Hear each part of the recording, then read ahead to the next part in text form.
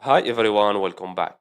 So in this video, I'm gonna share with you how to add the 20, the 50, and the 200 SMA on cTrader. So just follow me and follow the steps. It's so easy and simple. So first of all, open cTrader, then go to this F icon here at the top. We have here find indicators, type SMA, okay?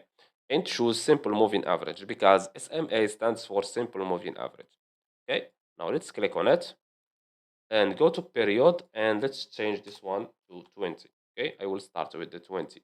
Now we have here the color. You can change it if you want. We have here the type of the line and we have here the thickness of the line.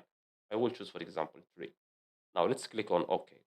Now this one is our 20 SMA. As you can see, we have here simple moving average 20. Now let's add the 50. Again, go to the same icon, type SMA and choose simple moving average.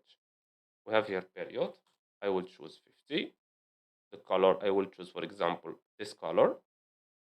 And the thickness I will choose also 3. Click on OK. This one is the 50. Now let's add the 200. Again, SMA, simple moving average, period 200. And the color I will choose, for example, white. Now let's go to the thickness. I will choose 5. Click on OK. And this one is our 200 SMA. This one is our 20, and this one is our 50. And that's it. So I hope you found this video helpful. Don't forget to give us a like and subscribe. Thanks for watching. See you on the next one.